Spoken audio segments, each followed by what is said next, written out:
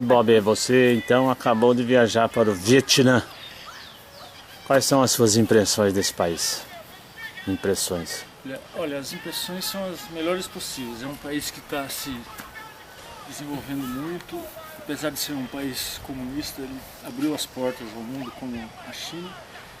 E a população agora, a partir de 1995, começou a ser livre.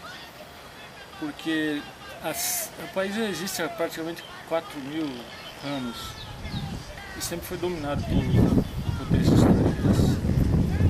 E eles têm uma história muito bonita de resistência. Eles expulsaram os mongóis na época de 1100 mais ou menos. Depois eles foram dominados pelos chineses, expulsaram os chineses. Depois eles foram dominados 100 anos pelos franceses, expulsaram os franceses. Aí depois veio a guerra do Vietnã, a guerra com os Estados Unidos, em que o Ho Chi Minh, que é o ídolo do povo, uniu o país e conseguiu dominar os americanos. Após essa expulsão, acabou mais ou menos em 75, houve embargo internacional e eles ficaram praticamente sem posses, sem comida, e a fome é muito constante lá, sempre foi. Mas a partir de 95 eles estão livres e abriram mercado para o comércio internacional e muitas indústrias estão indo para lá e eles estão evoluindo muito bem.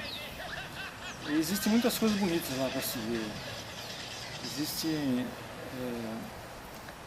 em Hanoi, que é a capital, fica no norte, existe a primeira universidade do Vietnã que data de 1076. É um complexo de faculdades, né, que foi fundado nessa época e até hoje funciona, só que agora, hoje em dia, não funciona mais lá, é mais turístico, né?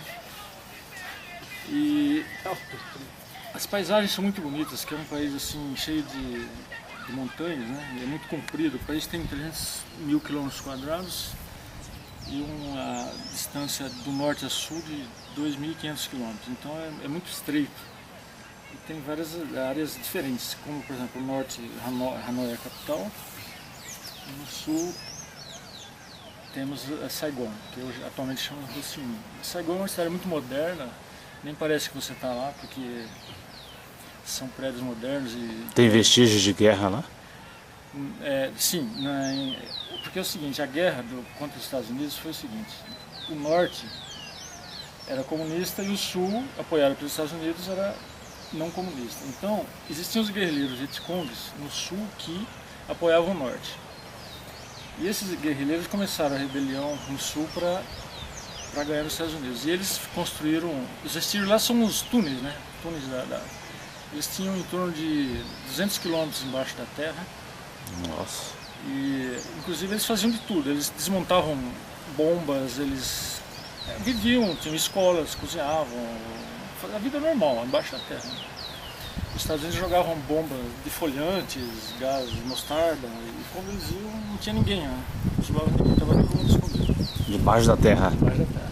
E eles conseguiram resistir exatamente por isso. E tem uma coisa interessante, que o norte ele era apoiado pela China e Rússia na época, né? Mas China. E eles não davam armas para mandar para o sul, para a guerra era mais concentrada no sul. E existe lá uma ponte dentro de Saigon que une, né, o norte com o sul. E como essa ponte não podia ser destruída, porque as armas iam tudo por ali. E os americanos queriam destruir. Aí os guerrilheiros faziam o seguinte: eles colocavam os americanos presos turno de 8 horas sobre a ponte. Cada 8 horas trocavam, para eles não jogarem bomba, né? Senão matavam os americanos. Né? Eles conseguiam trazer as armas para o sul. E no norte, na Hanoi, tem uma coisa interessante também. Tem um lago muito grande na cidade que naquele lago caiu um piloto de nome John McCain. Até hoje tem uma placa comemorativa. Aqui caiu o piloto dentro do lago, né? E ele ficou preso lá 8 anos e comendo pão que dava uma sopa, porque os caras não tinham o que comer. Imagina os prisioneiros, né? Eles seriam os últimos, ele foi né? solidário, só saiu de lá quando os últimos saíram. E a gente teve assim, um guia turístico muito interessante lá no norte, que ele participou da guerra, né? E ele contou que ele derrubou 5 aviões americanos. Por quê? Com flechadas? Não, com tiro, né? Porque eles tinham armamento pesado, não tinha armamentos que eles recebiam da China, né? E ele foi condecorado, aí ele foi para Cuba estudar após a guerra, ele ganhou o prêmio, né? Ele se tornou engenheiro agrônomo e voltou lá pro Vietnã e continuou a vida dele lá. Agora ele é aposentado e é guia turístico. E no sul também tivemos outro guia que foi também sobrevivente na guerra e também. E lá eles falam, os guias falam espanhol, porque o presente deles é estudar em Cuba, né? É aprender espanhol. Infelizmente em Cuba, né? Mas eles aprendem. Eles têm orgulho de saber falar espanhol. Imagina, o vietnamita falando espanhol Nossa bem difícil senhora. aprender. É como você aprender. Não tem nada a ver, né? Não tem nada a ver a língua. Mas e a cidade é assim moderna? Então, o sul, a Saigon é moderna. Agora, o Hanoi já é uma cidade, assim, muita gente na rua. É o país que mais tem moto na rua no mundo. Tipo Índia? Mais ou menos, mas é mais limpo, mais organizado. Nossa senhora. É, mais organizado que a Índia. Porque a Índia tem muita bicicleta e aqueles tuk-tuk. Triciclo? Triciclo, é. Agora em Hanoi é mais moto mesmo. Não motos exuberantes, mas motos pequenas. Cada 10 motos tem um carro. É o contrário do Brasil, mais ou menos. Né? Certo. E eles têm assim, as mulheres lá, elas andam todas com máscara, luva. Por quê? Tem doença no ar? Exatamente. Aí eu perguntei pro guia por que era poluição. Ele falou, não, é porque a mulher aqui, a mulher não, a cultura, né, deles é que a mulher mais branca é mais pura, né? Então elas se usam para se proteger do sol, que o sol lá é muito quente, né? É como o Brasil, né? Está na mesma linha do Equador. A textura é mais ou menos. Interessante lá que as frutas, é tudo igual ao Brasil praticamente. Porque é país tropical, né? Tropical, né? Tem banana, laranja, maçã, igual ao Brasil. E a educação do povo? O povo é muito simpático, você dá um sorriso, eles querem te agradar, eles são muito aproximáveis. Sabe? Dados. Muito dados, né? Eles gostam de fazer amizade. Eu estava no aeroporto, que eu ia para uma cidade lá, Hue. Hue é uma cidade, é um patrimônio da humanidade. Por quê? Por causa dos prédios, monumentos? Não. Então, pelos monumentos, que foi a última dinastia do Vietnã. A pré-guerra do Vietnã. Não. Foi a última dinastia, antes da guerra, exatamente. E lá tem foi uma dinastia, chama Hue. Existiam 8 reis, 8 imperadores, na verdade, né, que sucederam. E acabou na guerra, na libertação do país, né? E ali eles estão reconstruindo, porque os franceses, quando perderam a guerra, que eles foram expulsos, eles destruíram um pouquinho. Aí os americanos, na hora que saíram, também tacaram fogo no país. Só ficou a fachada, não destruíram tudo. E eles estão reconstruindo como era antes. Né? Mas você acha que eles estão caminhando assim para o estilo ocidental? Ou mais ocidentalizando, exatamente. Porque de uma forma ou de outra a indústria, né, vai chegando. Não tem como, né? Não tem como. Né? Tem como fugir como a China, né? A China dessa mordaça americana. Exatamente, os costumes, né? Mas é impressionante os hotéis, assim. Isso que eu ia te perguntar. Como é que são os... Hotéis de alto nível. Apesar que, claro, turista fica em hotel 5 estrelas. Hotéis para os turistas? Não, são hotéis que provavelmente eram mais pro partido mesmo. A casta? Pra casta, mas agora a gente usa. Mas são muito bons os hotéis. O serviço?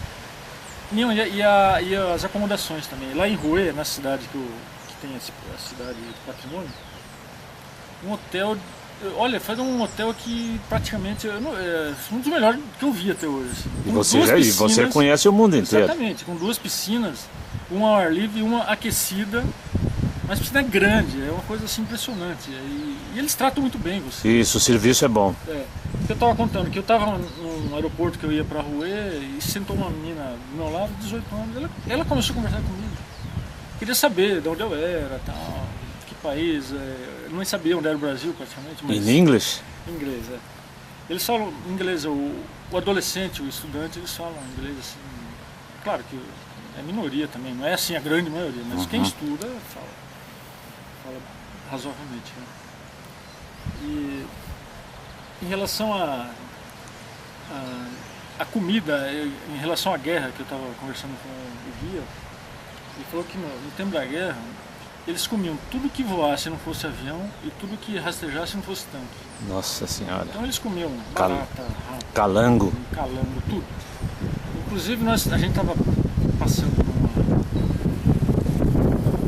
estava indo por Halong. Halong é uma baía que fica perto de...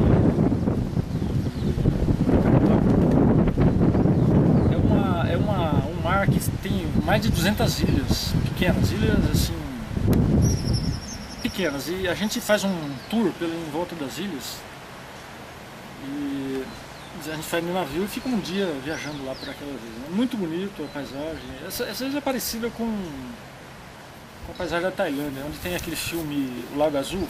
Sei. É parecido, aquelas... Fiordes. Exatamente. Não é bem fiordes, mas são ilhas mesmo. Iguais essas que o governo brasileiro cede para os políticos aqui? Praticamente. Essa baía de Halong é muito bonita. Nós ficamos lá, conhecemos também.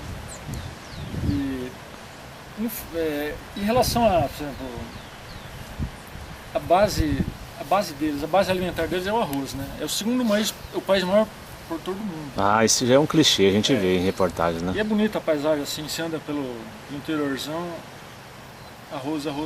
Aliás, o Brasil passou uma época comprando arroz de lá, viu? Porque eles têm excedentes, né? E uma coisa interessante também que eu vi no interior, que eu gosto muito de observar o interior, né? Que aquelas plantações de arroz grandes, assim, e tem as casas, né? Os donos lá. É mais ou menos socializada a produção. Exatamente. Porque o governo pegou e dividiu em várias glebas, né?